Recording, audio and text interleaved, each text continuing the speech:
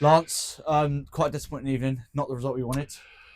No, obviously, you can use excuses in terms of like the journey here on a Tuesday night, but we've been given a golden ticket in a way, with a game in hand over Thetford, etc. Chance to go 1 point behind them. Again, I think obviously showing we've been our bogey side all season. That's 3 times now we've been poor against them. We haven't seemed to be able to stand up to their energy. Tonight they were a young side with probably 3 or 4 senior players in their side that with you know nothing to play for, and it's very disappointing to think that we targeted top 8 with the result. The kind of fixtures we had left tonight was a golden opportunity to get the 3 points to put us even closer to that.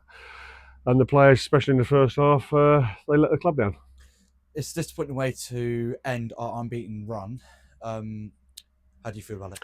Yeah, and that what we just said again. One thing you can accept that people have off days.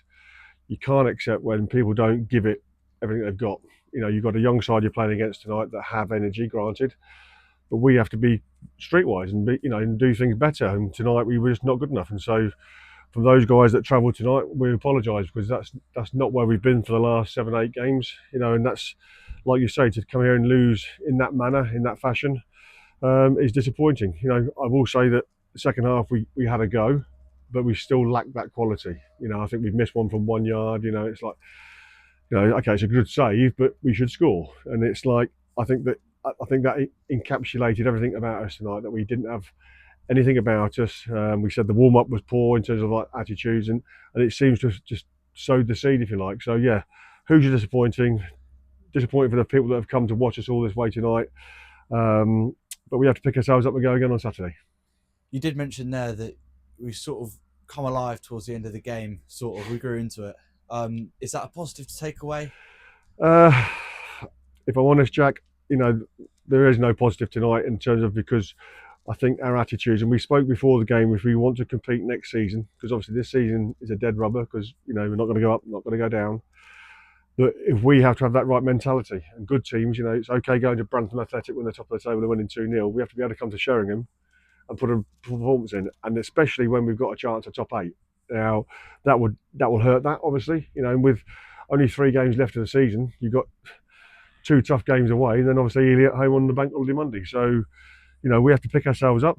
There's not a lot we can take from tonight's game apart from we're hugely disappointed as a group. That's it then. That's the last Tuesday night game of the season. We're back in action on Saturday. We're away to Thetford. Can I Yeah. get one that game from you? Yeah, I mean, obviously, like I say, we had the opportunity to go 1 point behind them tonight. That obviously hasn't happened. We have to go now on Saturday with, we start again, because, that's the way football is.